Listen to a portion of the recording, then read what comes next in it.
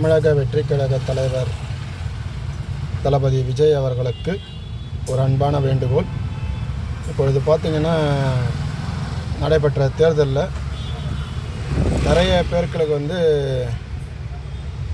வாக்கு செலுத்த போனால் அங்கே உங்கள் வாக்கு ஏற்கனவே செலுத்தப்பட்டது என்று கூறியிருக்கின்றார்கள். அது கள்ள ஓட்டாக மாறியிருக்கு. நம்ம தளபதி விஜய் அவர்களுடைய சர்க்கார் படத்தில் இதுக்கான விடையை சொல்லியிருக்காரு. ஒரு மனிதருடைய ஜனநாயக கடமை நிறைவேற்ற வாக்கு செலுத்துவது அவங்களுடைய கடமை. அந்த கடமையில் வேறொருவர் அந்த வாக்கை கள்ள ஓட்டாக போட்டிருந்தால் அதை மீட்டெடுத்து அவர் வாக்கு செலுத்த முடியும் என்பதை நிரூபித்திருப்பார். அதுபோன்று ஒவ்வொரு பூத்து ஏஜெண்ட்டாக செயல்பட்ட தாவேக்கினவர் தமிழக வெற்றி கழக பூத் ஏஜெண்ட் அவர்கள் அனைவரும் ஒன்று சேர்ந்து ஒரு கேம்ப் ஒன்று நடத்தி ஒவ்வொரு பூத்திலும் போடப்பட்டுள்ள கள்ள ஓட்டுகளை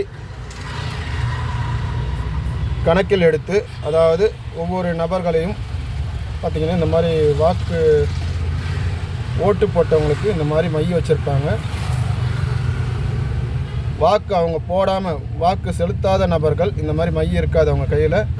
அவங்கள திரும்பவும் வாக்களிப்பதற்கு முறையான தகவலை பெற்று தேர்தல் ஆணையத்திடம் இந்த தகவல்களை ஒவ்வொரு பூத் ஏஜென்ட்டுகளும் முழுமையாக கணக்கெடுத்து ஒப்படைக்க வேண்டும் என்று இதை நம் தமிழக வெற்றி கழக தலைவர் அவர்கள் அறிவித்து இதன் செயல்பாட்டை விரைவாக செய்து தேர்தல் ஆணையத்திடம் ஒப்படைக்க வேண்டும் என்று மிகவும் தாழ்மையுடன் கேட்டுக்கொள்கின்றேன்.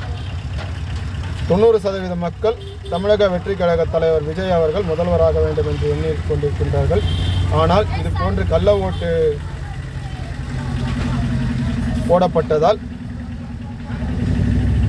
பின்னடைவு ஏற்படுவதற்கு வாய்ப்புள்ளது. ஆகையால் தமிழக வெற்றி கழக தலைவர் விஜய் அவர்கள் பூத் ஏஜெண்ட்டாக தமிழக வெற்றி கழக சார்பில் செயல்பட்ட நபர்களுக்கு ஒரு சிறிய கேம்ப் ஒன்று நடத்தி இதில் கள்ள ஓட்டு போடப்பட்ட வாக்குகளை ஊர்ஜிதப்படுத்தி தேர்தல் ஆணையத்திடம் ஒப்படைக்க வேண்டும் என்று மிகவும் தாழ்மையும் பணிவன்புடனும் கேட்டுக்கொள்கிறேன்.